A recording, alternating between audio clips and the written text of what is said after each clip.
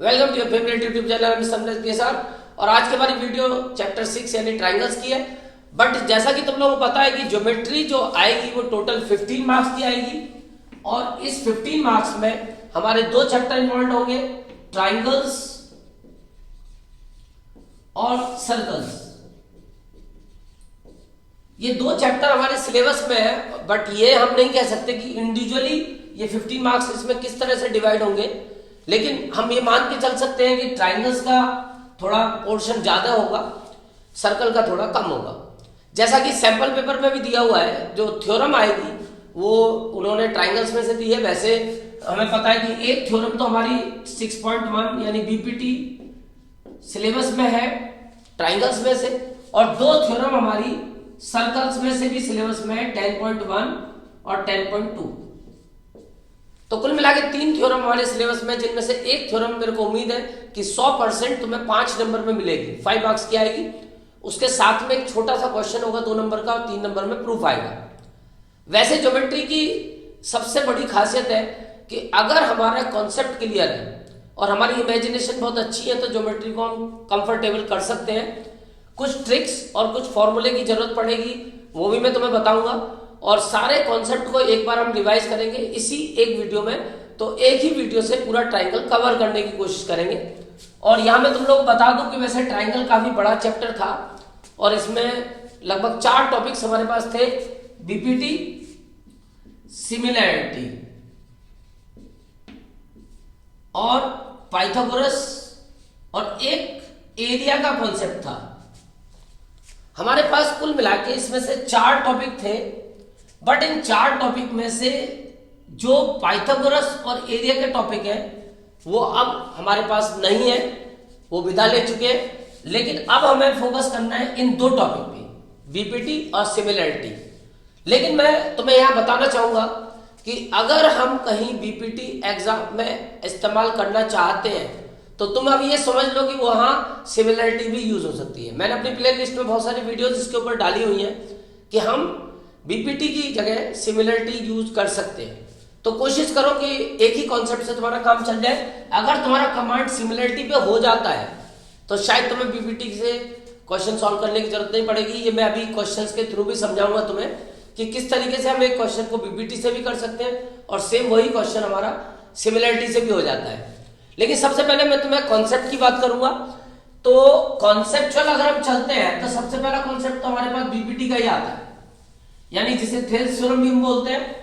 और इसका स्टेटमेंट भी तुम लोग याद कर सकते हो, क्योंकि कई बार से ऐसा भी होगा प्री बोर्ड तक तुम्हारे पास क्वेश्चन जो आएगा वो स्टेट एंड प्रूफ बीपीटी आएगा, तो वहां स्टेटमेंट तुम्हें लिखना पड़ सकता है। वैसे जो सैंपल पेपर में दिया होता तो स्टेटमेंट दिया हुआ था, वहां केवल हमें प्रूफ करना था। स्टेटमेंट तो हमें पता है, अब मैं इसका प्रूफ बड़ा शॉर्टकट तरीके से तुम्हें समझा रहा हूं। वैसे इंडिविजुअली उसकी वीडियो पड़ी हुई है, और इसको शॉर्ट में अगर हम प्रूफ करना चाहें तो बहुत शॉर्टकट तरीका भी मैं तुम्हें सिखा सकता हूं कि अगर हमारे पास एक ट्राइंगल है एबीसी, जो स्टेटमेंट है वो तुम्हें पता होगा statement, if a line is drawn parallel to one side of a triangle. अगर हम इस ट्राइंगल की एक साइड के पैरेलल कोई लाइन ड्रॉ करते हैं और इस तरह से करते हैं कि वो बाकी 2 साइडों को 2 अलग अलग पॉइंट पे इंटरसेक्ट करे, तो ये जो बाकी की 2 साइड है जिनको ये इंटरसेक्ट कर रही है, उनको जो ये पार्ट्स होंगे, इनके 2-2 पार्ट हो जाएंगे। इन दोनों पार्ट का रेशियो आपस में इक्वल होगा, दोनों लाइन के दोनों पार्ट का रेशियो आपस में इक्वल होगा। यानी कि एडी का रेशियो अगर तुम डीबी के साथ देखोगे तो वही रेशियो एई का ईसी के साथ आएगा। तो ये हमें फिलहाल अगर ये प्रूव करके दिखाना है टू शो, तो हम शॉर्टकट कैसे प्रूव कर सकते हैं। तो 3 नंबर का क्वेश्चन है, इसके लिए हमें थोड़ी सी कंस्ट्रक्शन करनी पड़ेगी। डी से परपेंडिकुलर डालना पड़ेगा इसकी अपोजिट साइड एसी पे, और ई से परपेंडिकुलर डालना पड़ेगा इसकी अपोजिट साइड एबी पे, और इस बी को ई से ज्वाइन कराना पड़ेगा और डी को सी से ज्वाइन कराना पड़ेगा। तो ये हमने कंस्ट्रक्शन कर ली। यहां पे मैं तुम्हें एक बात बताना चाहूंगा कि ये गिवन, जैसे गिवन में मेन चीज है कि DE parallel to BC, DE parallel to BC, ये हमारे पास एक मेन चीज है और इसी का यूज करके हमें ये थ्योरम को प्रूव करना है। और कभी अगर इस्तेमाल भी करनी है तो ये हमारे पास गिवन होना चाहिए। जब ये गिवन होगा तभी उसके बाद हम थ्योरम को इस्तेमाल कर पाएंगे। तो अगर हमें ये गिवन दिया है और ये हमें दिखाना है तो सबसे पहले कंस्ट्रक्शन जरूर करनी पड़ेगी। तो कंस्ट्रक्शन मैंने तुम्हें बता दी, वो तुम यहाँ पे लिख दोगे जो मैंने कंस्ट्रक्शन की है कि DM मैंने परपेंडिकुलर डाला है AC पे और EN परपेंडिकुलर डाला है AB पे और उसके बाद B को ज्वाइन कराया, CD को ज्वाइन कराया। अब इसके बाद आएगा प्रूफ। तो मैं तुम्हें बताना चाहूंगा कि मार्किंग स्कीम में जो ये मार्क्स होते हैं सब में डिवाइडेड होते हैं, यानी फिगर का हाफ मार्क्स होगा, हाफ मार्क, और गिवन का भी होगा, शो का भी होगा, कंस्ट्रक्शन का भी होगा, सबके मार्क्स होंगे। तो हमें इसीलिए सारी चीजों को वहां पे एक्सप्लेन करना पड़ेगा, लिखना पड़ेगा। अब देखो मैं बहुत शॉर्ट तरीका बताऊंगा कि जो हमें ये प्रूव करना है इसको टारगेट बनाओ और इसको टारगेट बना के तुम्हारा आंसर 2 मिनट में आएगा। और जो ये लाइन तुम्हें बीच में दी हुई है तुम देखोगे कि D पॉइंट यहां यूज हुआ है और E पॉइंट यहां यूज हुआ है। अब इस D और E को इंटरचेंज कर दो, E को इधर ले लो और D को इधर ले लो, यानी ये जो DE हमने लाइन ड्रॉ करी थी इसके दोनों पॉइंट को इंटरचेंज करके तुम देखोगे कि 2 ट्राइंगल बन जाएंगे। जैसे अगर इस केस में तुम E को इनके साथ ऐड करते हो तो एक ट्राइंगल बनेगा ADE, और अगर E को इसके साथ ऐड करते हो तो एक ट्राइंगल बनेगा DBE। ऐसे ही इस साइड भी तुम ये AE और EC के साथ D को ऐड कर दो तो 2 ट्राइंगल बन जाएंगे। अब तुम्हें इन ट्राइंगल्स का मैन्युअली एरिया निकाल के उसको डिवाइड करना है, यानी कि रेशियो फाइंड करना है।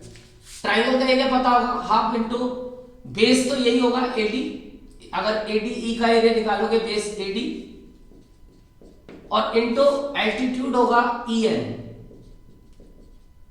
अपॉन इसका बेस DBE का ये ले लेते हैं हम DB, और एल्टीट्यूड ये लेंगे सेम EN। और क्यों लेंगे?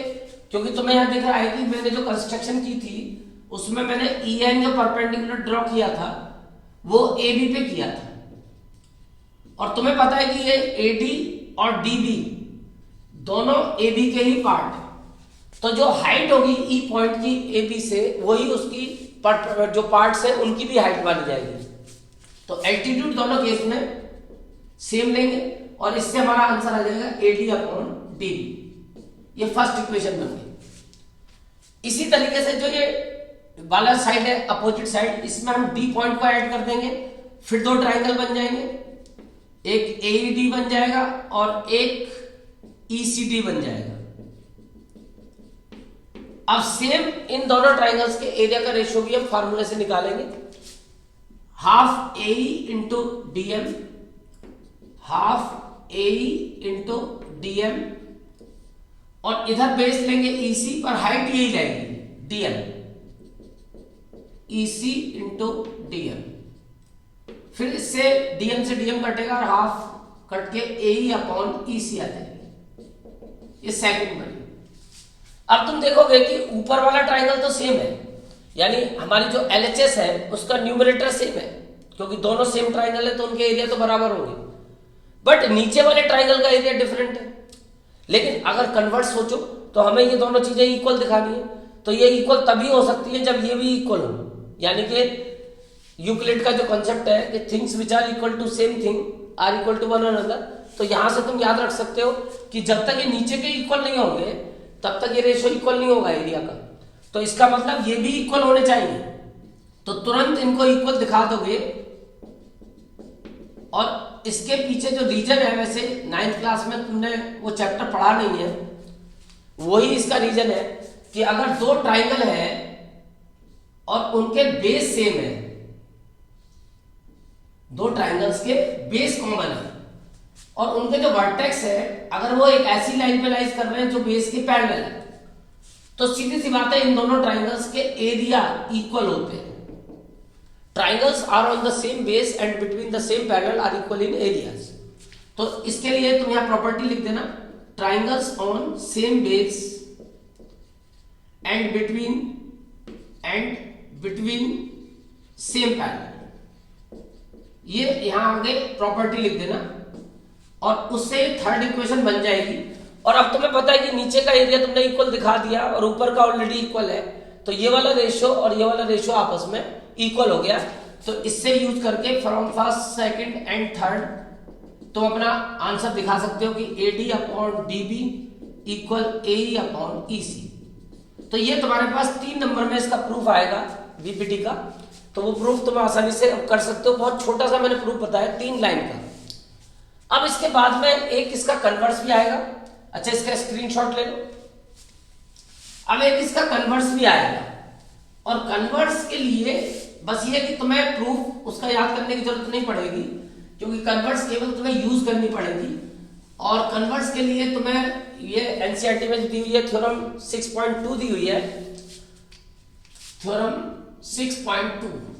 और कन्वर्स बिल्कुल वही है कि जैसे 2 + 2 = 4 और 4 = 2 + 2। यानी कि अगर हमने एक साइड के पैरेलल लाइन ड्रॉ की है जो बाकी दोनों साइडों को 2 अलग-अलग पॉइंट पे कट करती है, तो उनको सेम रेशियो में डिवाइड करेंगे। कन्वर्स ये है कि अगर एक ट्राइंगल है और उसमें अगर हमने एक ऐसी 2 पॉइंट ले ली इन साइड्स पे, मान लो D और E, कि वो पॉइंट जो हमने लिए हैं 2 पॉइंट, वो इस तरह से लिए हैं कि ये जो 2 पार्ट हो गए अब इसके, इनका रेशियो अगर इक्वल आ जाए इन दोनों पार्ट के रेशियो के, AE अपॉन EC के, तो वी कैन से दैट कि इन पॉइंट्स को मिला के जो लाइन बनेगी वो थर्ड साइड के पैरेलल होगी। यानी इससे रिजल्ट मिलेगा D parallel to BC। Then if अगर इन दोनों पार्ट का रेशियो इक्वल है, तो ये जो लाइन उनको सेम रेशियो में डिवाइड कर रही है दोनों साइड्स को, वो लाइन थर्ड साइड के पैरेलल होगी। इसको भी हमें यूज करना पड़ेगा। और इसके बाद अब हमारा मेन मुद्दा आता है, मेन टॉपिक सिमिलरिटी। अच्छा, मैं तुम लोग बता दूं, अगर सिमिलरिटी पे तुम लोग कमांड होता है, बहुत अच्छे से कमांड हो जाता है अगर सिमिलरिटी पे, तो शायद फिर तुम्हें BPT की जरूरत नहीं पड़ेगी। हाँ, प्रूफ तो तुम्हें करना पड़ेगा। और अगर वैसे हम देखें तो प्रूफ भी मैं चाहूँ तो सिमिलरिटी से कर सकता हूँ, बट छोड़ो, तुम प्रूफ इसी नॉर्मल तरीके से करना जैसे कि बुक में दिया हुआ है। लेकिन अगर हम बात करें सिमिलरिटी की, तो उसके लिए हमें जाना पड़ेगा सबसे पहले कॉन्ग्रुएंसी। अब तुमने क्लास 9th और 7th में पढ़े होंगे कॉन्ग्रुएंट ट्राइंगल्स, कि अगर 2 ट्राइंगल बिल्कुल एक जैसे हैं, यानी जो चीजें एक दूसरे को कोइंसाइड करती हैं, जैसे मेरे दोनों हाथ, अगर मैं इन दोनों हाथ को एक दूसरे पे रखता हूं तो ये एक दूसरे को कोइंसाइड करते हैं। अब तुम अगर इधर से देखोगे तो तुम्हें एक हाथ दिखेगा और इधर से देखोगे तो भी एक ही दिखेगा। यानी कि इसका मतलब ये दोनों चीजें एक दूसरे को कोइंसाइड कर रही हैं, तो इसका मतलब दोनों आपस में इक्वल है। लेकिन अगर तुम ट्राइंगल की बात कर रहे हो और कॉन्ग्रुएंसी की बात कर रहे हो, तो तुम्हें थोड़ा सा 9th क्लास में जाना पड़ेगा। तुम्हें याद होगा ट्राइंगल की कॉन्ग्रुएंसी का सिंबल, कि अगर ट्राइंगल ABC कॉन्ग्रुएंट है ट्राइंगल PQR के, इसके 4 रूल हुआ करते थे कॉन्ग्रुएंट करने के। फिलहाल तो मैंने तो कॉन्ग्रुएंट ले लिए हैं, लेकिन कॉन्ग्रुएंट प्रूव करने के 4 रूल हुआ करते थे। SAS, ASA, इसका दूसरा नाम भी था AAS, तीसरा नाम SSS और चौथा नाम RHS। तो ये कॉन्ग्रुएंसी के 4 रूल हुआ करते थे जिनसे हम ट्राइंगल्स को कॉन्ग्रुएंट किया करते थे। यानी कि ट्राइंगल के जो 6 पार्ट होते थे उनमें 3 साइड और 3 एंगल, आउट ऑफ 6 पार्ट हम 3 पार्ट यूज करके, इनमें से कोई रूल यूज करके ट्राइंगल को कॉन्ग्रुएंट कर सकते थे। और कॉन्ग्रुएंट होने का मतलब है कि अब ट्राइंगल बिल्कुल एक जैसे हैं। यानी कि इसका मतलब ये जो इसका वर्टेक्स है A और ये जो वर्टेक्स है P, क्योंकि यहां पे एक वर्ड तुमने यूज किया होगा CPCT, तो इस CPCT में C वर्ड जो था वो कॉरस्पॉन्डिंग के लिए यूज होता था, कॉरस्पॉन्डिंग। तो व्हाट इज कॉरस्पॉन्डिंग? तो इस कॉरस्पॉन्डिंग का यूज सिमिलरिटी में भी है। तो मैं सबसे पहले कॉरस्पॉन्डिंग की बात करूंगा। तो जो ये पहला वर्टेक्स था हमारा A, वो इस ट्राइंगल का जो पहला वर्टेक्स है P, यानी इस वर्टेक्स का एंगल इस वर्टेक्स के एंगल के इक्वल होगा अगर ABC कॉन्ग्रुएंट है PQR के।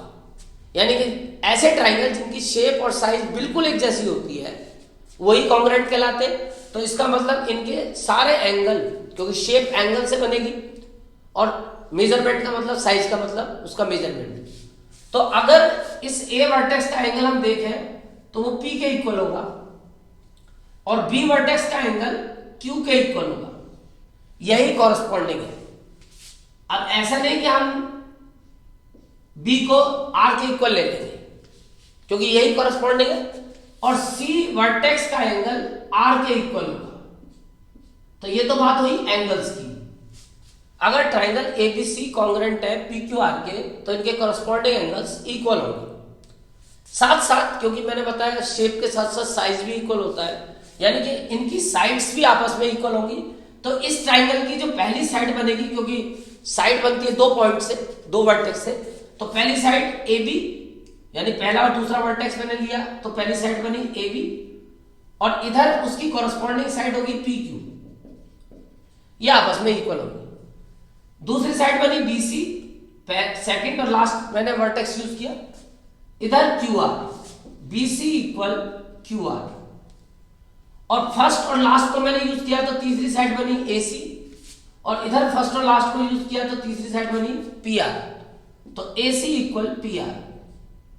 तो ये जो कॉरस्पॉन्डिंग को हम यूज कर रहे हैं यहाँ पे, सेम यही चीज हमें सिमिलरिटी में भी यूज करनी है, क्योंकि हमें पता है कि कॉन्ग्रुएंट ट्राइंगल्स वो होते हैं जिनकी शेप और साइज बिल्कुल एक जैसी होती है। और अगर हम बात करें सिमिलरिटी की, तो सिमिलरिटी में बस इतना होगा कि शेप तो एक जैसी होगी लेकिन साइज उनके डिफरेंट ही होंगे, तभी तो हम उनको सिमिलर बोल रहे हैं। क्योंकि कॉन्ग्रुएंट ट्राइंगल्स तो सिमिलर होंगे ही होंगे, बट सिमिलर ट्राइंगल्स का कॉन्ग्रुएंट होना जब तक जरूरी नहीं होगा जब तक कि उनका मेजरमेंट सेम ना हो। तो अब जिसका मेजरमेंट भी सेम है और शेप भी सेम है तो उसको तो हम फिर कॉन्ग्रुएंट ही बोल देंगे, हम उससे सिमिलर नहीं बोलेंगे। जैसे स्क्वायर और रेक्टेंगल, अब रेक्टेंगल में सारे एंगल 90 होते हैं और स्क्वायर में भी सारे एंगल 90 होते हैं, लेकिन स्क्वायर में एक प्रॉपर्टी एक्स्ट्रा होती है कि उसकी सारी साइड भी इक्वल होती है। तो ऐसे ही कॉन्ग्रुएंट ट्राइंगल्स में तो एक एक्स्ट्रा है कि इसकी जो मेजरमेंट है वो भी सेम होते हैं साइड्स के, लेकिन सिमिलर ट्राइंगल में केवल शेप एक जैसी होती है। और अभी मैं तुम्हें बता रहा था कि शेप जो वर्ड है उसके लिए जो जिम्मेदार है वो है एंगल।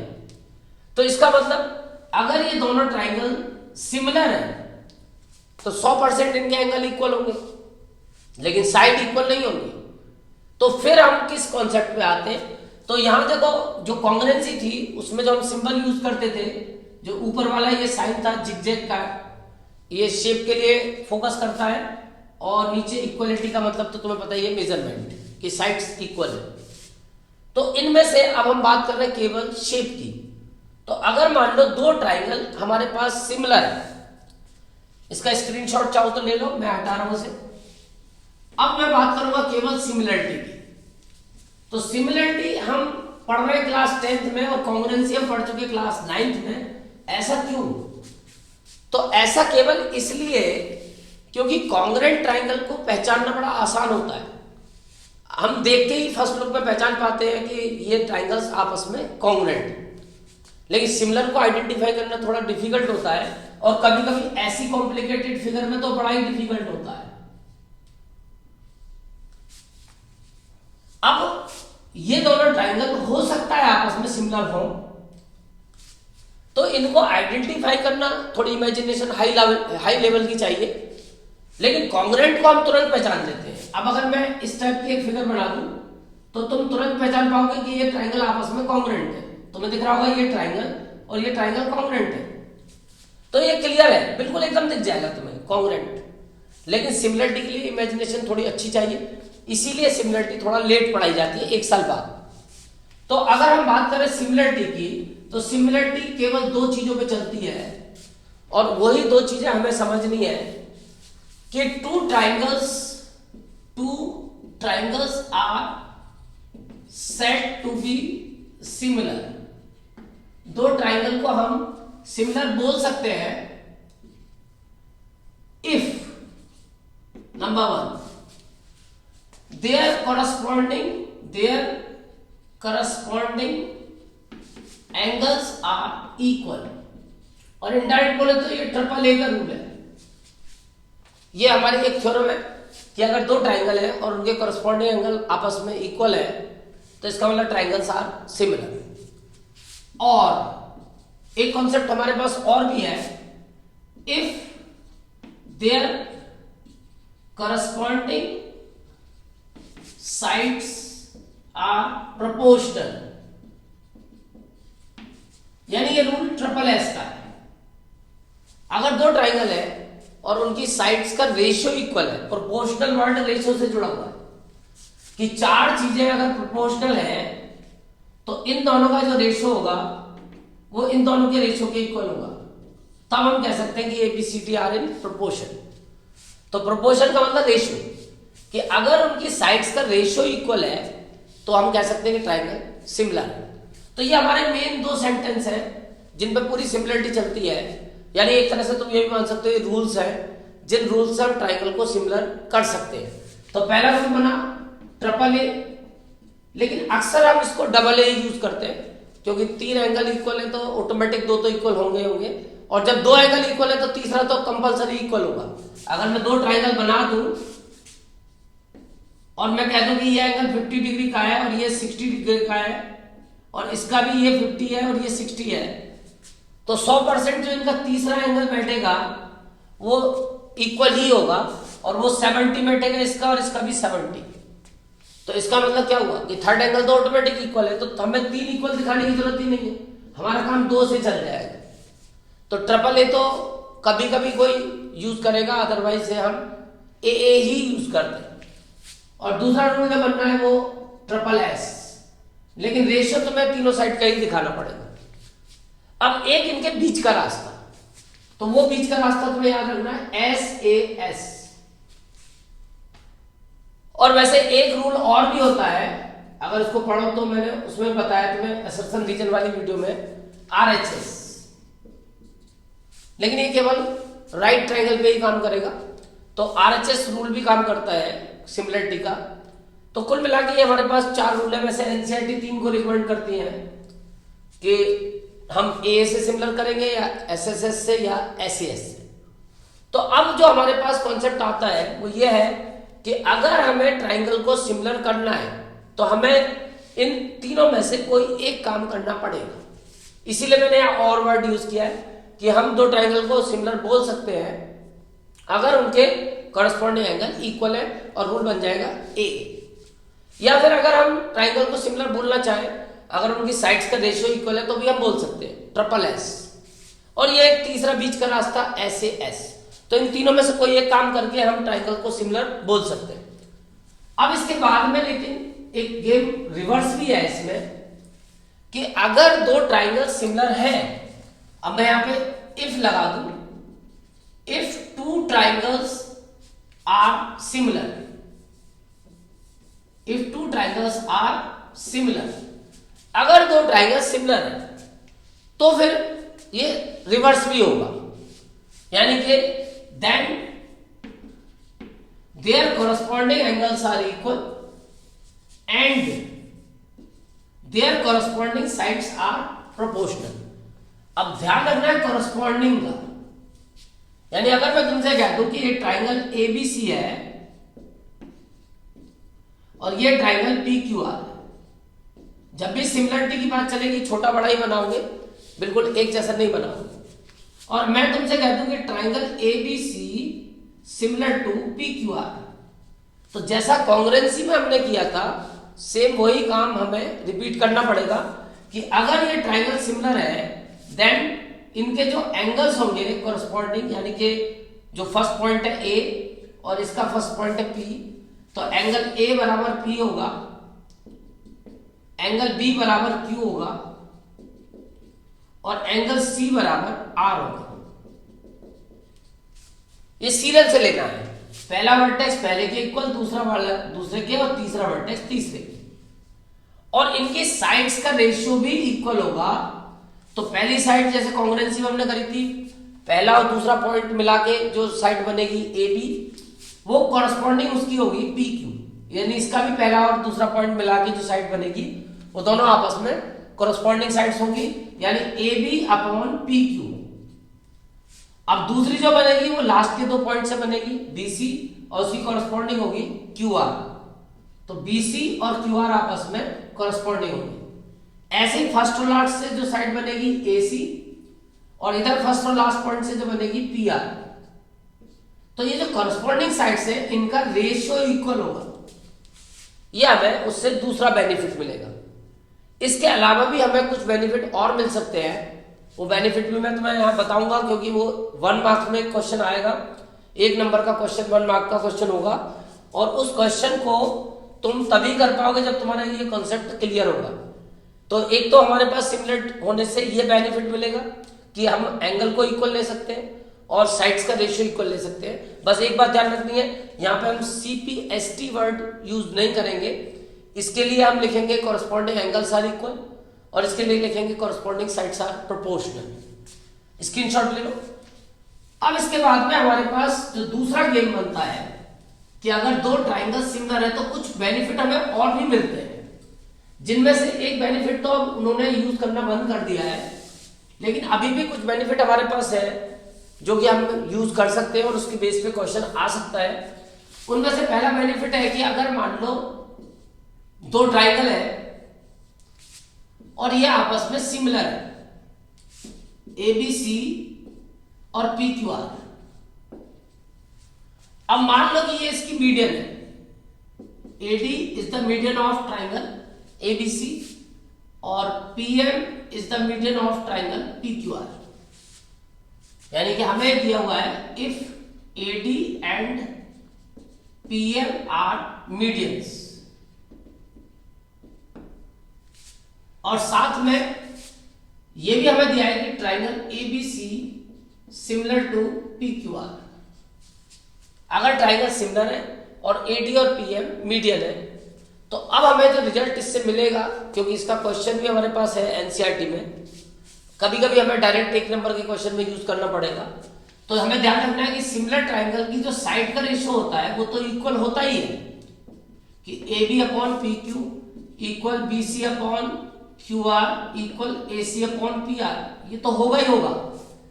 साथ में जो इनकी कॉरस्पॉन्डिंग मीडियंस है उनका रेशियो भी वही होगा जो इनकी साइड्स का रेशियो है, यानी कि AD अपॉन PM। तो ये रिजल्ट हमें ध्यान रखना है कि 2 सिमिलर ट्राइंगल की कॉरस्पॉन्डिंग साइड्स का रेशियो उनकी कॉरस्पॉन्डिंग मीडियंस के रेशियो के इक्वल होता है। दूसरा रिजल्ट, अगर ये 2 ट्राइंगल सिमिलर है और अब की बार मैंने ये जो AD था मीडियन, उसको मैंने एल्टीट्यूड बना दिया कि AD इसका एल्टीट्यूड है और इसका जो सिमिलर ट्राइंगल था PQR, उसमें PM उसका एल्टीट्यूड है। तो अगर ये हमें एल्टीट्यूड दिए तब भी ये सेम रिजल्ट लगेगा कि सिमिलर ट्राइंगल की कॉरस्पॉन्डिंग साइड्स का रेशियो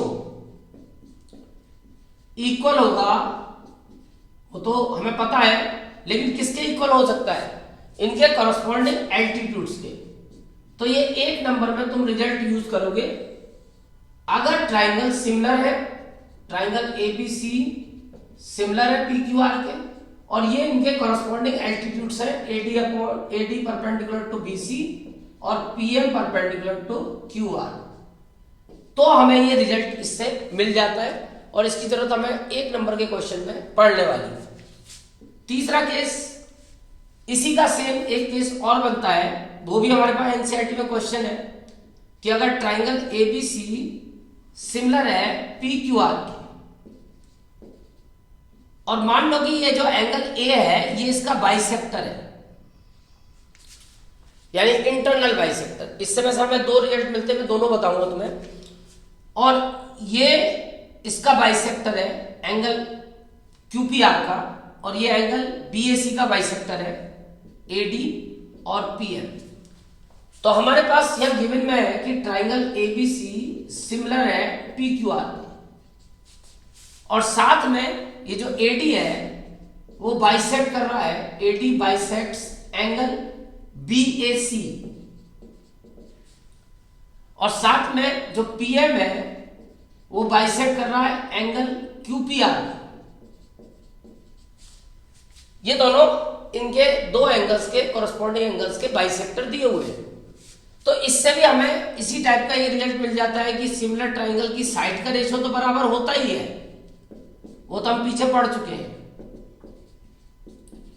लेकिन अब ये रेशियो इनके जो कॉरस्पॉन्डिंग एंगल्स के बाइसेक्टर्स हैं, इन बाइसेक्टर्स के रेशियो के इक्वल भी होता है, यानी AD अपॉन PL। ये रिजल्ट भी हमें सिमिलरिटी में यूज करना है।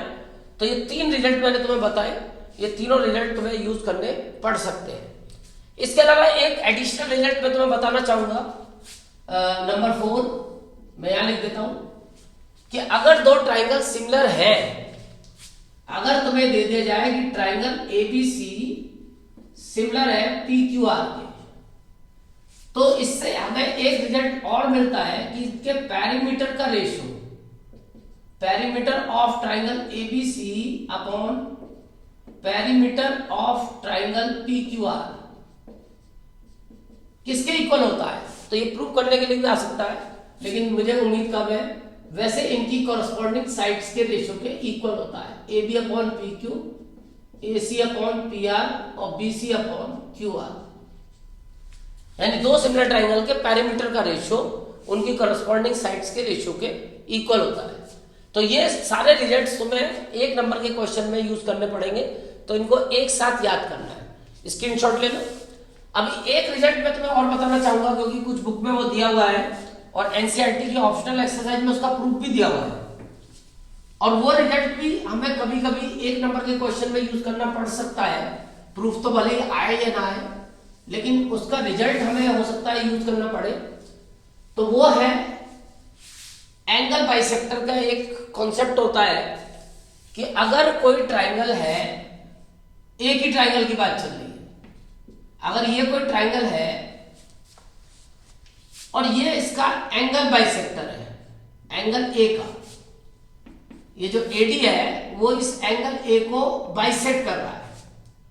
यानी अगर तुम्हें दिया हुआ है कि सिंस AD, या इफ से ले लो, if AD bisects angle BAC, then, तो इससे हमें रिजल्ट ये मिलता है कि जो बाइसेक्टर होता है ये अपोजिट साइड को जिस रेशियो में डिवाइड करता है, यानी BD upon CD, BD upon CD, same वही रेशियो ये जो एंगल को कंटेन करती है आर्म्स, उसकी उन आर्म्स का रेशियो भी यही होता है, यानी AB अपॉन AC।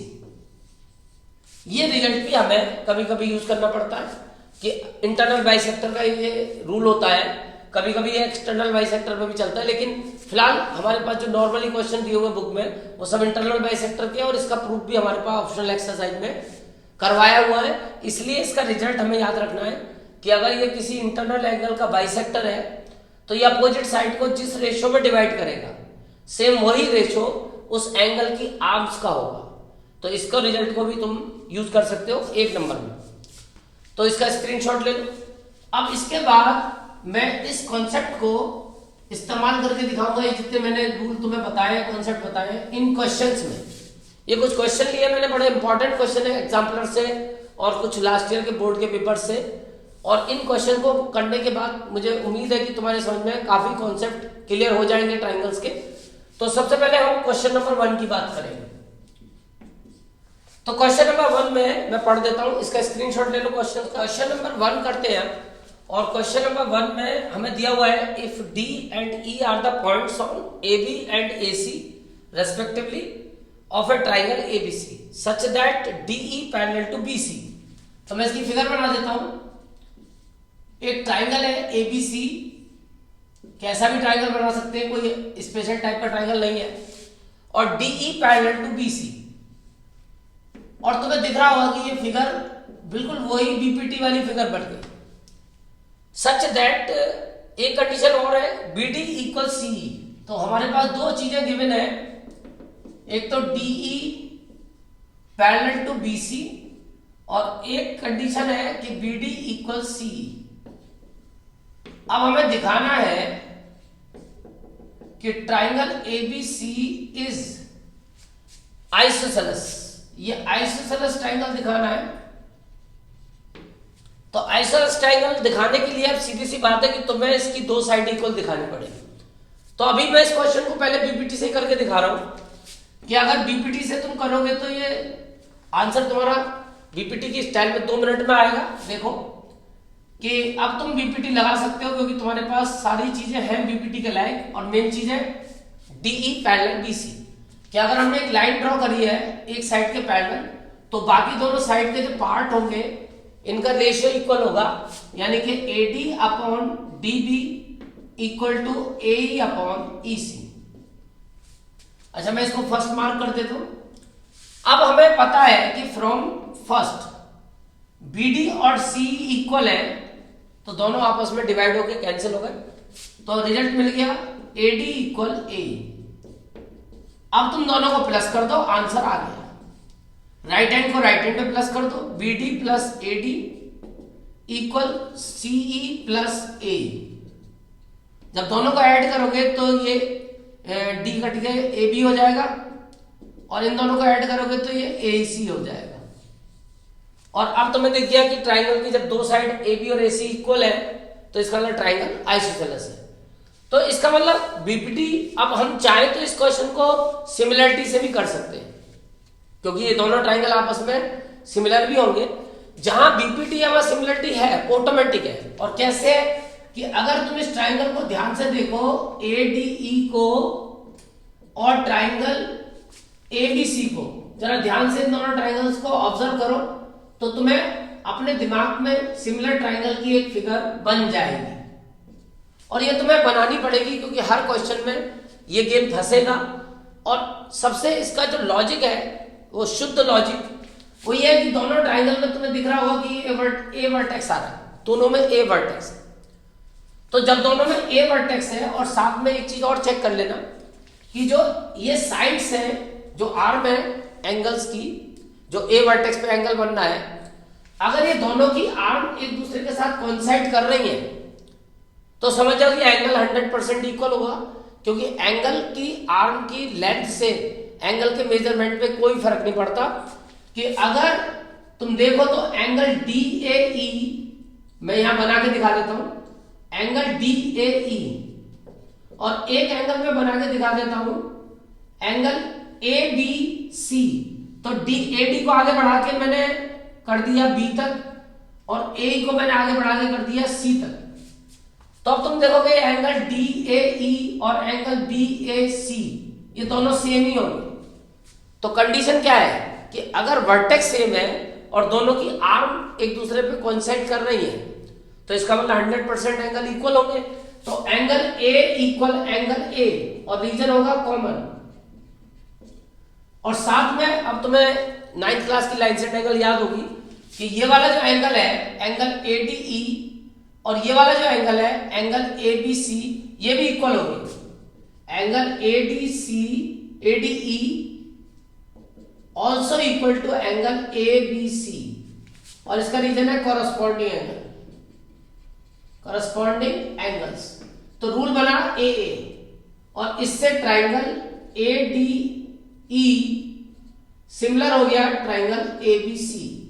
बस कॉरस्पॉन्डिंग का ध्यान रखना है कि A वर्टेक्स का एंगल A के इक्वल है। A को मैंने पहले नंबर पे लिखा है तो यहां भी A को पहले पे लिखना पड़ेगा। B वर्टेक्स का एंगल B के इक्वल है, D को मैंने बीच में लिखा है तो B को बीच में लिखना पड़ेगा। तो इस तरह से कॉरस्पॉन्डिंग के हिसाब से ही तुम्हें नेमिंग करनी है क्योंकि अब जो तुम्हें रिजल्ट मिलने वाला है कि AD अपॉन AB इक्वल होगी AE upon AC, AE upon AC equal होगी DE अपॉन BC। तो ये रिजल्ट तुम्हें तभी सही मिलेगा जब तुम्हारी नेमिंग सही होगी। अब तुम देखोगे कि इन दोनों को यूज करके तुम्हारी AB और AC इक्वल आ जाएगी। अगर AD और AE को तुम इक्वल दिखा दो और AD और AE को इक्वल तुम दिखा सकते हो, कैसे दिखा सकते हो AD और AE को इक्वल? तो AD और AE को इक्वल दिखाने के लिए तुम्हें अब हमारे पास जो रिजल्ट है एक है BD इक्वल C। तो पहले AB को तुम्हें ब्रेक करना पड़ेगा। यहाँ पहले तो दोनों को रेसिप्रोकल कर लोगे, तो रेसिप्रोकल करोगे तो ये AB अपॉन AD हो जाएगी और ये AC अपॉन AE हो जाएगी। अब AB को ब्रेक कर लोगे AD plus DB AD plus DB upon AD, और AC को ब्रेक कर लोगे AE plus EC upon AE। अब एलसीएम को जब ब्रेक करोगे तो ये आ जाएगा AD upon AD plus DB upon AD, और इधर AE upon AE plus EC upon AE। अब देखो AD अपॉन AD 1 हो गया, AE अपॉन AE 1 हो गया, और 1 से 1 कैंसिल हो गया, ये आ गया DB upon AD equal EC upon AE। अब तुम्हें दिख रहा है कि DB और C आपस में इक्वल है, तो इससे तुम्हें रिजल्ट मिल गया AD इक्वल AE। अब सेम कहानी बिल्कुल वही वाली बन जाएगी जो यहां बनी थी कि इन दोनों इक्वेशन को ऐड कर लोगे तो तुम्हारा आंसर आ जाएगा। तो तुमने देखा कि जो क्वेश्चन हमारा बीपीटी से हुआ वही क्वेश्चन हमारा सिमिलरिटी से हुआ, तो ऐसा कुछ नहीं है कि हम बीपीटी का क्वेश्चन बीपीटी से ही करेंगे। इसका स्क्रीनशॉट चाहो तो ले लो। अब इसके बाद मैं लेता हूं सेकंड क्वेश्चन, और इस सेकंड क्वेश्चन को मैंने एक सैंपल पेपर से लिया है, और ये क्वेश्चन बड़ा ही इंपॉर्टेंट है, और जो मैंने अभी ये क्वेश्चन कराया था ये भी बोर्ड में 2 बार आ चुका है, 2007 और 2009 में आया है ये बोर्ड में क्वेश्चन। तो मुझे उम्मीद है कि अभी तुम्हारे पास जो बीपीटी अगर थ्योरम आती है तो उसके साथ जो 2 नंबर का क्वेश्चन चिपका हुआ होगा उसमें भी ये क्वेश्चन आ सकता है। अब आते हैं हम अपने आज के क्वेश्चन नंबर 2 पे। एक ट्राइंगल हमें एक फिगर दिया है, और ये 2 सैंपल पेपर में आया है लगातार, ये 2020 में भी आया, उससे पहले भी आया, दोनों सैंपल पेपर में। एक ट्राइंगल दिया है ABC, और इसमें अब तुम्हें देख के कुछ कुछ फीलिंग बीपीटी की आ रही होगी, लेकिन ये ध्यान रखना बीपीटी का एक इतना स्कोप है और सिमिलरिटी का इतना स्कोप है, यानी कि बीपीटी का एरिया बहुत कम है और सिमिलरिटी हर जगह लग सकती है।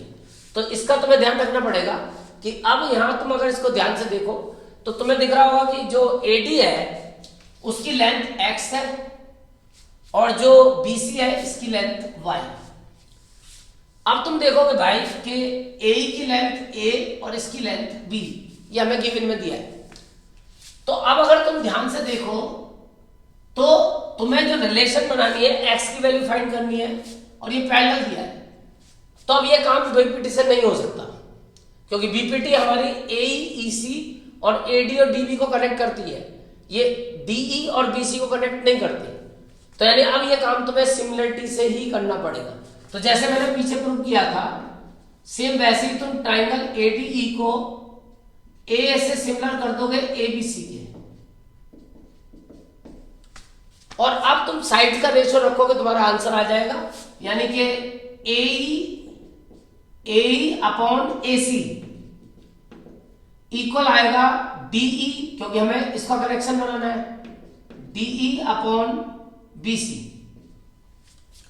अब AE को मैं लिख सकता हूं A प्लस B, और AC को हम लिख सकते हैं AE को हम लिख सकते हैं A तो A है, और AC को हम लिख सकते हैं A प्लस B,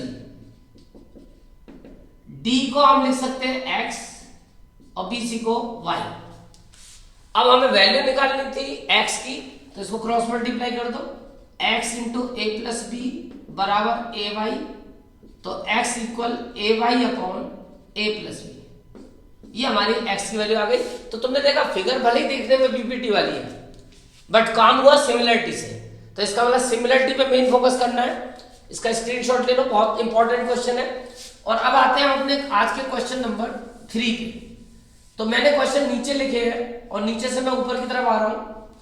तो क्वेश्चन नंबर 3 जो है हमारा वो है एक बड़ा ही छोटा सा क्वेश्चन है 2 नंबर का, और ये भी किसी थ्योरम के साथ भी आ सकता है, बट फिलहाल अभी इस क्वेश्चन को मैं तुम्हें यहाँ पे पहले तो फिगर बनाता हूं, उसके बाद में देखते हैं कि क्या दिया है। लेग्स अदर देन हाइपोटेनस, अच्छा ये भी एक बार सैंपल पेपर में आ चुका है। Legs other than hypotenuse of a right triangle are of length 16 and 8। एक राइट ट्राइंगल की बात कर रहा है ये, कि एक राइट ट्राइंगल है और हमें पता है कि राइट ट्राइंगल में 3 साइड होती है, तो ये कह रहे हैं कि एक राइट ट्रायंगल है और उसकी जो साइड्स है वो 16 की है और 8 सेंटीमीटर की है, अदर देन हाइपोटेनस, यानी कि परपेंडिकुलर और बेस, ये दोनों साइड उसकी दे रखी है हमें। चाहे तो वैसे हाइपोटेनस भी हम निकाल सकते हैं पाइथागोरस से। Find the sides of the largest square that can be inscribed in the triangle. अगर इस ट्रायंगल के अंदर एक बड़े से बड़ा स्क्वायर बना दें, मान लो एक स्क्वायर में ऐसे बना दो, ये मान लो बड़े से बड़ा स्क्वायर है, क्योंकि इससे बड़ा करूंगा तो बाहर निकल जाएगा। अब हमें इसकी साइड की लेंथ निकालनी है। मान लो कि ये ए बी सी एक ट्राइंगल है और यहां पे मैं एक पॉइंट ले लेता हूं डी और यहां पे ई और यहां पे एफ, ये स्क्वायर है। अब मुझे इस स्क्वायर की साइड निकालनी है, तो इस स्क्वायर की साइड मान लो मैंने मान ली एक्स, तो ये भी एक्स, ये भी एक्स, ये भी एक्स और ये भी एक्स। स्क्वायर की तो तीनों साइड, चारों साइड बराबर होंगी। साथ में सारे एंगल 90-90 के होंगे। ये हमारे पास गिवन हो गया। अब हमें किसी तरह से एक्स की वैल्यू फाइंड करनी है, तो अब देखो यहां सिमिलरिटी हम यूज कर सकते हैं। ये क्वेश्चन सिमिलरिटी से होगा। अगर तुम ध्यान से देखो तो ये एंगल भी 90 का होगा, और अगर बहुत ध्यान से देखो तो ये वाला जो ट्राइंगल है और ये जो होल ट्राइंगल है आपस में सिमिलर हो जाएंगे। और सिमिलर कैसे हो जाएंगे?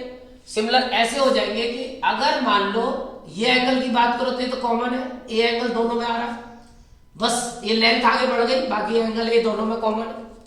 तो जो अभी फिगर मैंने बनाई थी मैं यहां बना के दिखा दूं, जो अभी मैंने फिगर सेम प्रूव करी थी वही वाली फिगर बन रही है।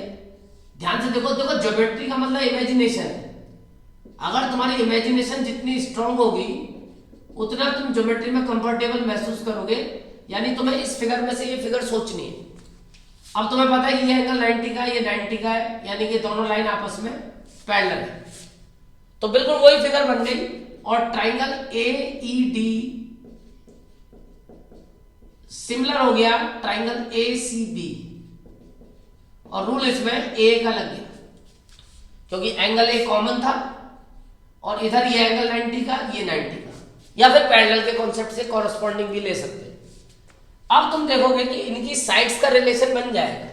ये जो AD है इसका रेशियो AB के साथ, और जो ये DE है इसका रेशियो BC के साथ बराबर होगा। अब AD की लेंथ हमें नहीं पता, बट हम निकाल सकते हैं क्योंकि हमने स्क्वायर की साइड को x माना है और ये पूरी 16 की है। तो अगर ये x हम इसमें से हटाएंगे तो ये AD की वैल्यू 16 माइनस x आ जाएगी, और इधर AB की वैल्यू हमारे पास है 16। इधर DE की वैल्यू अगर हम निकालना चाहें तो वो x है स्क्वायर की साइड, और BC की वैल्यू क्योंकि यहां तक x है, अच्छा पूरी 8 दे रखी है, 8 है, इसको कैंसिल कर लो, 8 बन जाए 8 टू 16, तो 16 minus x upon 2 is equal to x upon 1। Cross करोगे तो 16 माइनस एक्स बराबर 2x, माइनस के अंदर जाके प्लस हो जाएगा 3x, तो x की वैल्यू आ जाएगी 16 अपॉन 3 सेंटीमीटर। तो एक छोटा सा 2 नंबर का क्वेश्चन ये आ सकता है, और इस क्वेश्चन को सिमिलरिटी से ही करना है। हमें स्क्रीनशॉट ले लो। अब आते हैं अपने क्वेश्चन नंबर 3, एग्जाम्पलर का क्वेश्चन है, और एक बार बोर्ड में भी आ चुका है, बट उस समय सीसी में ये क्वेश्चन आया था। पहले सीसी में भी एग्जाम हुआ करता था बोर्ड का, तो वहां ये क्वेश्चन आ चुका है। तो इस क्वेश्चन में देखो हम ये सिमिलरिटी का ही है, और आज का मेरा मेन टारगेट भी सिमिलरिटी है। यानी मैं चाहता हूं कि तुम लोग सिमिलरिटी को इतना अच्छे से सीखो कि बीपीटी को भूल जाओ, सिमिलरिटी को याद रखो, सिमिलरिटी के बेस पे सारा काम करना है। अब इस क्वेश्चन में एक फिगर दी हुई है, और इस फिगर में हमें 2 पैरेलल लाइन दी हुई है। क्वेश्चन पढ़ देता हूं। In the given figure L parallel to M, बड़ा फेमस क्वेश्चन है एग्जाम्पलर का। क्वेश्चन नंबर 3, क्वेश्चन नंबर 4, 3 हो गया 4। इसमें हमें 2 पैरेलल लाइन दी है, मैं बड़ी फिगर बना देता हूं, L और M, और साथ में ये ए बी सी डी और ई एफ आर कॉन्करेंट, एक वर्ड होता है कॉन्करेंट, कॉन्करेंट एक वर्ड होता है, कॉन्करेंट होता है। कॉन्करेंट का मतलब जैसे दो लाइन को हम इंटरसेक्टिंग बोलते हैं, तो अगर एक ही पॉइंट से दो से ज्यादा लाइन पास होती है तो उनको कॉन्करेंट लाइन्स बोलते हैं। तो अगर ये लाइन्स कॉन्करेंट है, ये लाइन एक ही पॉइंट से पास हो रही है इस तरीके से, तो इनके नेमिंग में लिख देता हूं। एक लाइन तो ए बी है, एक लाइन सी डी है और एक लाइन ई एफ है। अब हमें ये रिलेशन प्रूव करनी है। मैं लिख देता हूं क्या प्रूव करना है। तो हमें प्रूव करना है A upon B F equal A C upon B D equal CE upon F D, ये प्रूव करना है। तो भाई देखो इसमें सीधा सा गेम है, मैं क्वेश्चन हटा देता हूं, थोड़ी जगह मिल जाएगी और काम करने के लिए। अब तुम्हें ये चीज अगर प्रूव कर ली है तो टारगेट को पहले सेट कर लो। हमेशा ज्योमेट्री का तरीका है पहले टारगेट सेट करो। ए तो देखो ये है भाई, अपॉन बी एफ ये है। तो इसका मतलब कहीं ना कहीं हमें इन दोनों का आपस में कनेक्शन तैयार करना है। तो मेरे को दिख रहा है कि अगर मैं ट्राइंगल, यहां पे पी पॉइंट दिया हुआ है, concurrent eight P, A P E ले लूं और एक ट्राइंगल बी पी एफ ले लूं और इनको अगर मैं किसी तरह सिमिलर कर दूं तो साइड मेरा काम बन जाएगा। अब इनको सिमिलर करना कोई डिफिकल्ट नहीं है, क्योंकि ये एंगल तो इसके इक्वल होगा ही, वर्टिकल अपोजिट, बहुत आसानी से 9th क्लास में तुमने पढ़ा है, पहचान गए होगे। और क्योंकि ये वाली लाइन और ये वाली लाइन पैरेलल है और ये ट्रांसवर्सल है क्योंकि दोनों को इंटरसेक्ट कर रही है, तो ये एंगल और ये एंगल भी इक्वल होंगे। जेड बनना है, चेक कर लो भाई, देखो ये इस तरह से जेड बनना है। तो मैं नंबरिंग कर देता हूं, यहाँ नाम लिखने में तो टाइम लगेगा। इसको 1, इसको 2, इसको 3 और इसको 4। तो एक तो 1 इक्वल 4, ये ऑल्टरनेट एंगल है, और 2 इक्वल 3, ये वर्टिकल अपोजिट है। तो इसका मतलब ए से दोनों ट्राइंगल सिमिलर हो गए। पहले का नाम तो कुछ भी लिख लो, ए पी ई लिख लो, दूसरे का नाम सोच समझ के लिखना है, क्योंकि ए वर्टेक्स का एंगल बी के इक्वल है तो इसका नाम बी से स्टार्ट होगा, और पी वर्टेक्स का एंगल पी के इक्वल है तो इसका नाम पी पे ही पड़ेगा, सेकंड पॉइंट पी आएगा, और तीसरा पॉइंट बचा इसका एफ। अब तुम देखोगे कि जो साइड का रेशियो रखोगे तो ये आ जाएगा ए अपॉन बी एफ। अब इक्वल में तो भाई कुछ भी आ सकता है, पीई अपॉन पी एफ भी आ सकता है, और एपी अपॉन बीपी भी आ सकता है। अब कौन सा लेना है भाई, ये तो अभी हम नहीं सोच पाएंगे, फिलहाल तो यही ले लो तुम तीनों रिजल्ट। अब सेम ऐसे ही हमें दूसरे पर टारगेट बनाना है, एसी अपॉन बीडी। तो देखो भाई एसी तो ये पूरी है और बीडी ये पूरी है, तो यानी कि अब तुम्हें पूरे ट्राइंगल पे काम करना है। अब तुम्हें ट्राइंगल एसीपी और बीडीपी पे काम करना है। चेक कर लो, देखो ये पूरा एंगल इस पूरे एंगल के इक्वल होगा, वर्टिकल अपोजिट, और ये एंगल 1 इक्वल एंगल 4 है, तो 1 इक्वल 4 तो पहले से ही हमने दिखा रखा है, ऑल्टरनेट, और ये एंगल एपीसी इक्वल होगा एंगल बीपीडी, वर्टिकली अपोजिट। तो भाई ये रूल बनेगा ए, और इससे ट्राइंगल एपीसी, पहले का नाम तो हम में से कुछ भी लिख सकते हैं, पर दूसरे का नाम थोड़ा सोच समझ के लिखना है, एपीसी और बीपीडी। और उसका रीजन मैंने तुम्हें पीछे ही बताया, क्योंकि ए वर्टेक्स का एंगल बी के इक्वल है और पी वर्टेक्स का एंगल पी के इक्वल है, तो उसके हिसाब से मैंने नाम लिखा है। तो इससे भी तुम्हें साइड तो जो चाहिए पहले तो बोलो एसी अपॉन बीडी, अब इसका रेशो पीसी अपॉन बीपी भी हो सकता है, लेकिन इससे काम नहीं बनेगा। एपी अपॉन बीपी रख लो, क्योंकि देखो यहाँ पे एपी अपॉन बीपी आ रही है। अब शायद हमारा काम इससे चल जाएगा। हाँ, इतना जरूर है कि जब ये रिजल्ट लोगे तो आगे लिखना पड़ेगा corresponding sides of similar triangle are proportional. अभी हमारे ये भी इसके इक्वल आ गया, ये भी इसके इक्वल आ गया। अभी हमें इस पे और टारगेट करना है। तो अब तुम देख पा रहे होगे कि ये ट्रायंगल भी आपस में सिमिलर हो जाएंगे। बस मैं नंबरिंग कर देता हूं एंगल 5 और यहां नंबरिंग कर देता हूं 6। तो अब मैं लिख देता हूं ऑल्सो, डायरेक्ट लिख देता हूं ट्रायंगल सीपीई सिमिलर हो जाएगा सीपीई, क्योंकि 5 इक्वल 6 होगा तो इसका नाम डीपीएफ होगा।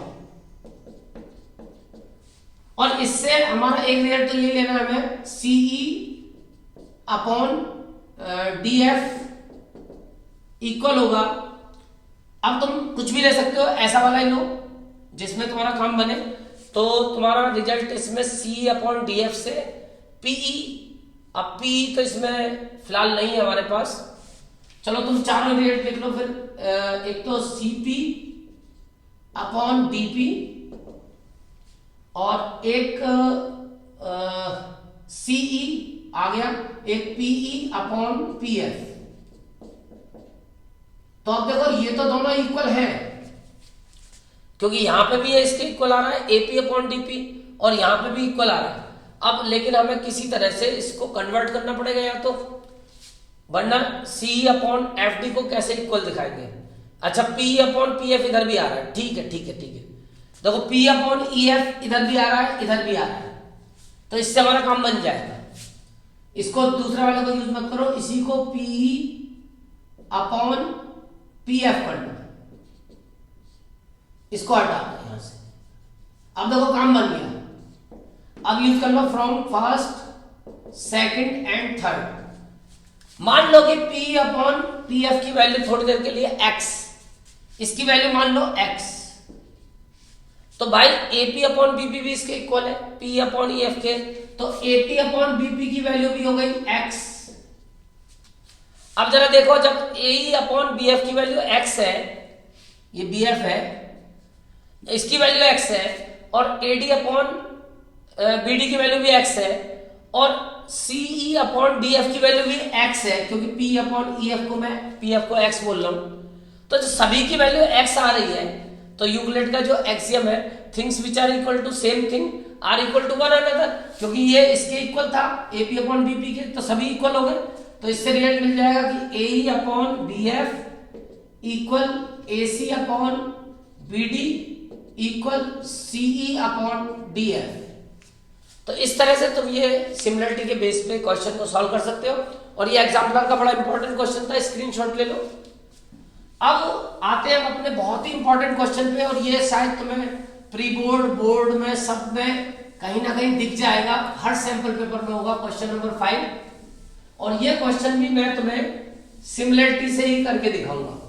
यानी आज का हमारा मेन मुद्दा सिमिलरिटी है, और मैं चाहता हूं कि तुम्हारे दिमाग में सिमिलरिटी इतनी अच्छी तरह से सेट हो जाए कि तुम्हें सिमिलरिटी के बारे में कोई टेंशन ना हो। अब देखो एक फिगर दी हुई है, फिगर तुम्हें मिलेगी, कई बार से ऐसी भी मिल सकती है, कई बार से ट्रायंगल को घुमा के भी दे देते हैं। दोनों तरीके से फिगर दी हुई है, और ये भी सैंपल पेपर में आ चुका है और बोर्ड में भी आ चुका है। तो इसमें हमें एक राइट ट्रायंगल दिया है BAC, और ये अंदर एक स्क्वायर बना हुआ है। अब तुम्हें पता है कि स्क्वायर की तो चारों साइड इक्वल होती है, तो एक तरह से गिवन में तुम्हारे पास ये हो गया कि चारों साइड इक्वल है। DE equal EF equal FG equal GD, ये तुम्हारे पास एक रिजल्ट है। अब तुम्हें जो प्रूव करना है, D का square equal BD into EC, इन दोनों का कनेक्शन बनाना है। तो भाई मेरे इन दोनों का कनेक्शन बनाने के लिए या तो इन दोनों ट्रायंगल को सिमिलर करो, और ये ट्रायंगल सिमिलर हो सकते हैं, एक तरकीब है, और वो तरकीब बड़ी आसान है, क्योंकि तुम्हें पता है कि ये दोनों लाइन आपस में पैरेलल होंगी, स्क्वायर की अपोजिट साइड पैरेलल होती है। तो मैं इस कॉन्सेप्ट को यूज करूंगा, और यहां मैं नंबरिंग कर देता हूं थोड़ी देर के लिए एंगल 1, और यहां मैं यूज कर लेता हूं चलो इस फिगर को थोड़ा बड़ा बना देता हूँ, तुम्हें भी थोड़ा देखने में आसानी होगी और मुझे भी थोड़ा सा लिखने में आसानी होगी। अब तुम्हें दिख रहा होगा मैंने थोड़ी बड़ी फिगर कर दी है।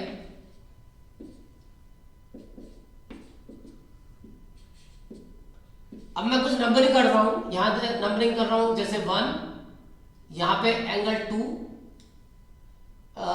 इधर एंगल 3 और इधर एंगल 4, इधर एंगल 5 और इधर एंगल 6,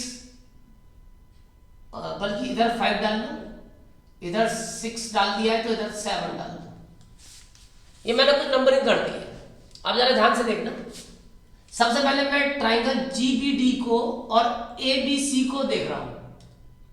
इन ट्राइंगल जीबीडी और ट्राइंगल एबीसी, जरा ध्यान से देखना, एंगल 4 तो दोनों में कॉमन है इस वाले ट्राइंगल में। ओ सॉरी, अच्छा मैं अभी इसे नहीं ले रहा, मैं इसे ले रहा हूं।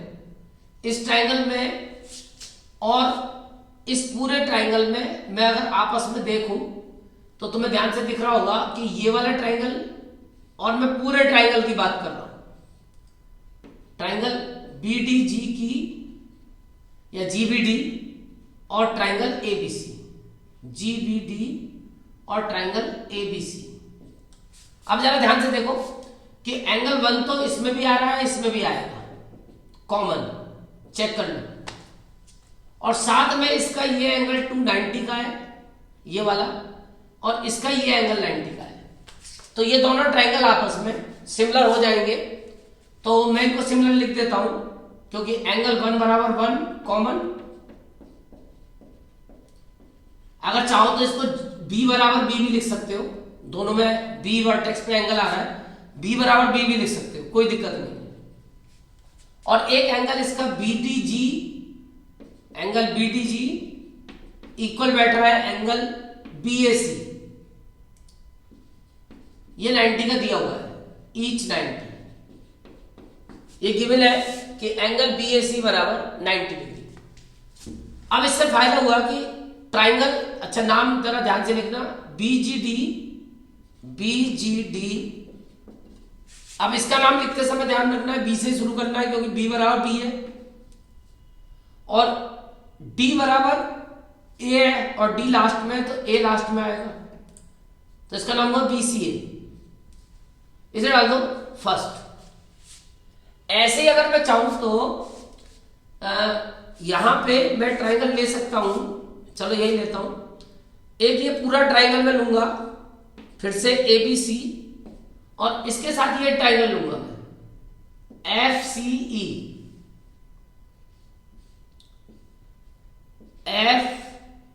FCE। तो इसमें देखो C कॉमन आएगा, C इधर भी आ रहा है और C इधर भी आ रहा है, और इधर ये 90 का है, इधर ये 90 का है। तो सेम कॉन्सेप्ट से ये ट्राइंगल भी सिमिलर हो जाएंगे। ट्राइंगल पहले का नाम मैं, लेकिन इसमें बड़े का नाम मेरे को ये लिखना है, जो इसका लिखना है तो मैं पहले बड़े का सेट करता हूं, क्योंकि ये वाला नाम मेरे को फिक्स करना है। ऐसा नहीं कि आप मैं अपनी मर्जी से कुछ भी लिखूंगा, मेरे को ये दूसरा जो होल ट्राइंगल है उसको कांस्टेंट करना है BCA। इसके अकॉर्डिंग मेरे को छोटे का नाम सोचना है। तो छोटे का नाम सोचते समय देखो C बराबर तो C है, C वर्टेक्स का एंगल C वर्टेक्स का इक्वल है, कॉमन, और C को मैंने बीच में रखा है तो C मेरे को बीच में रखना पड़ेगा। इसका E 90 का है, इसका A 90 का है, A मैंने लास्ट में लिखा है 90 वाला बड़े का, तो छोटे का E मेरे को लास्ट में लिखना पड़ेगा। तो इसका नाम हुआ FCE। तो ये भी मैंने A से सिमिलर कर दिया।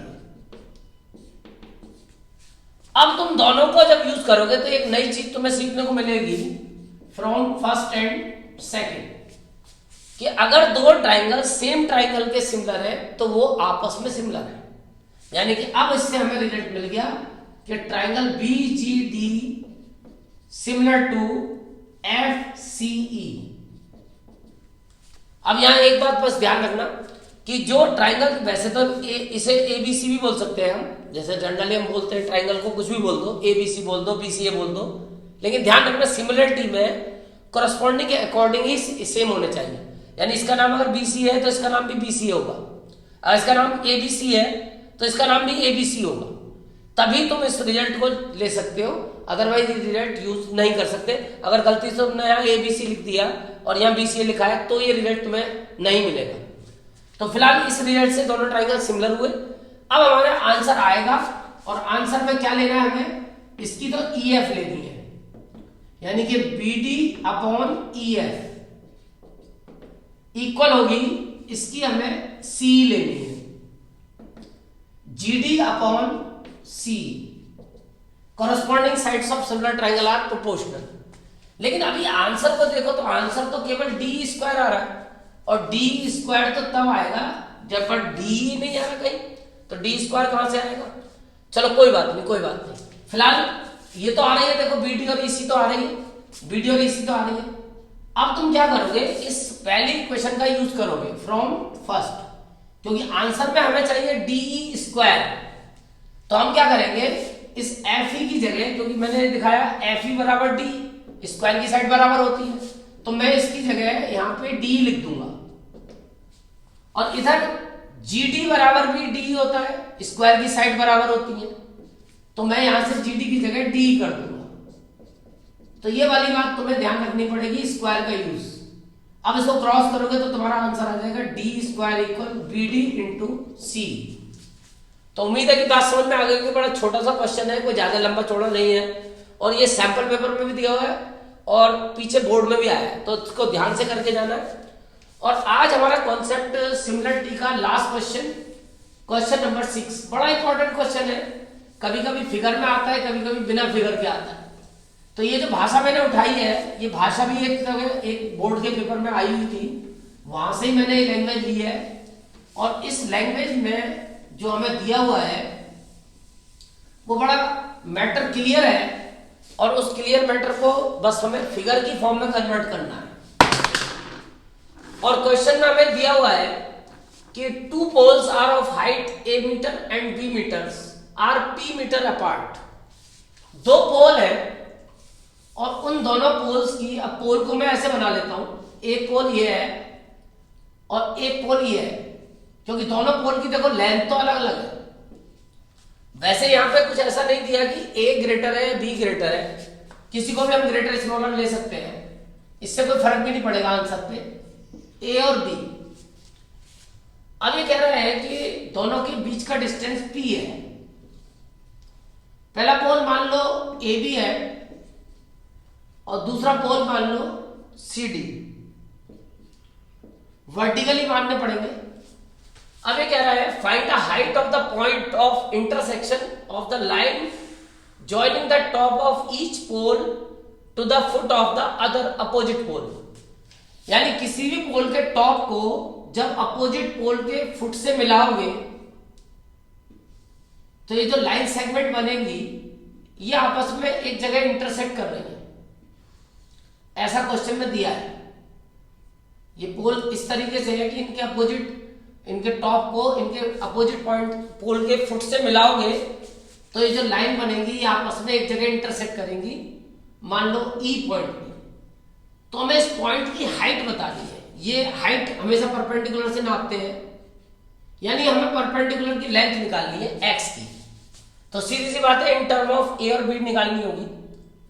अब ये क्वेश्चन कई बार से फिगर बना हुआ भी आ जाता है, तो सबसे पहले तो यहाँ पे एक कॉन्सेप्ट यूज करना, क्योंकि ये जो परपेंडिकुलर है, मान लो मैं यहाँ पे कुछ डाल दूं ABCDE F डाल दूं कि EF परपेंडिकुलर है BD पे, CD परपेंडिकुलर है BD पे, और AB परपेंडिकुलर है BD पे। ये हमें गिवन है। तो भाई अगर ये गिवन है तो perpendicular on the same line are parallel to each other, corresponding से भी सोच सकते हो, ये कॉरस्पॉन्डिंग एंगल इक्वल है तो लाइंस पैरेलल होंगी।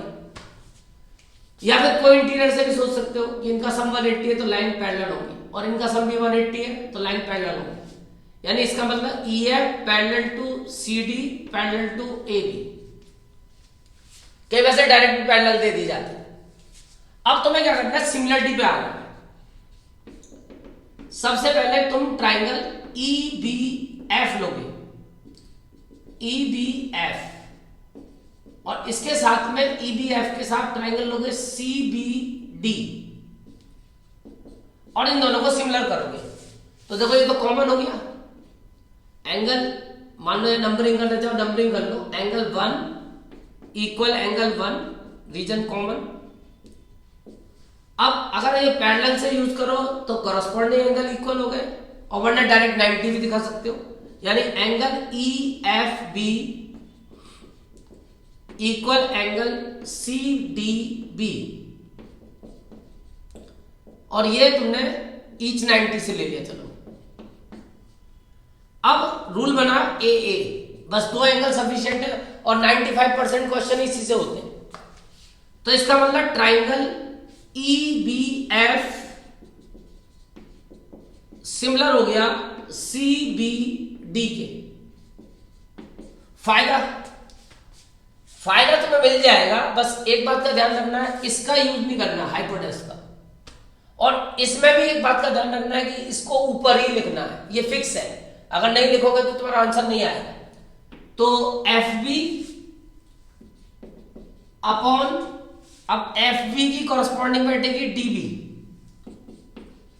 Equal E F upon C D, E F upon C D, ये बन गई फर्स्ट इक्वेशन। बस रूल 2 ध्यान रखते हैं, उन 2 रूलों पे ही चलना है कि एक तो हाइपोटेनस का यूज नहीं करना कॉरस्पॉन्डिंग साइड में, दूसरा छोटे वाले की साइड्स को ऊपर लिखना है और बड़े वाले की साइड को नीचे लिखना है। अब मैं लिख देता हूं सिमिलरली मैं चाहूं तो इधर एंगल 2 कॉमन है, तो ट्राइंगल ईडीएफ को मैं सिमिलर कर सकता हूं ए डी बी के। फायदा बिल्कुल वैसे ही लेना है, DF upon DB equal EF upon A B. अब इन दोनों को ऐड कर दो, 1 + 2, राइट हैंड को राइट हैंड पे ऐड करो, F B upon D B plus D F upon D B और E F upon C D plus E F upon A B. अब जब इसका कॉमन एलसीएम लोगे डीबी, तो यहां पे आ जाएगी डीबी से डीबी कैंसिल हुआ, F B plus D F, और इधर जाओ तो ई एफ कॉमन ले लो, न्यूमरेटर कॉमन आ रहा है, 1/CD प्लस 1/AB। अब एफ बी और डी एफ को मिलाओगे, एफ बी और डी एफ को, तो बीडी बनेगी बीडी अपॉन डीबी, या डीबी लिख दो, इसे भी कोई दिक्कत नहीं है, एक ही बात है, और बराबर E F into 1/CD plus 1/AB। अब ये डीबी से डीबी कैंसिल हो गया, 1 आ गया, और यहां E F into 1/CD plus 1/AB। अब इसको डिवाइड में लाओगे मल्टीप्लाई से, या दोनों तरफ ई एफ से डिवाइड करोगे तो 1/EF equal 1/CD plus 1/AB। अब इनकी वैल्यू पुट कर लो, ई एफ की वैल्यू मैंने x मानी है, तो 1/x, और 1/CD, CD की वैल्यू b है, 1/B प्लस 1/A। कुछ बुक में तो ये भी आंसर प्रूव कराते, बट यहां पे तुमने x की वैल्यू पूछ रहे हैं, तो इसको पहले एलसीएम ले लो, ए बी एलसीएम आ गया, b से b कैंसिल हुआ तो a प्लस b। अब इसको रेसिप्रोकल करोगे तो x बराबर आ गई ab upon a plus b। ये हमने हाइट निकाल दी in term of a and b। तो मुझे उम्मीद है कि अब ट्राइंगल्स की प्रॉब्लम कंप्लीट हो गई होगी, और अपनी अब नेक्स्ट 1 शॉर्ट वीडियो की मैं लाइव, क्योंकि सीरियल से चल रहे हैं, अगली कोऑर्डिनेट ज्योमेट्री यानी चैप्टर 7, और उसके बाद ट्रिग्नोमेट्री। तो मेरी कोशिश रहेगी कि आने वाले 1 महीने में तुम्हारा ये पूरा सारा सिलेबस करा दिया जाए, जिससे प्री बोर्ड तुम्हारा ठीक ठाक हो जाए। और आगे मैं कुछ डाउट सेशन भी रखूंगा, यानी अभी मैं कुछ प्लान कर रहा हूं कि लाइव में डाउट सेशन रखूंगा, जिससे कि तुम अपनी कुछ प्रॉब्लम्स भी वहां पे पूछ सकते हो, और ये 1 शॉर्ट वीडियो की सीरीज और एसएसएन रीजन सीरीज चलती रहेंगी। Thank you.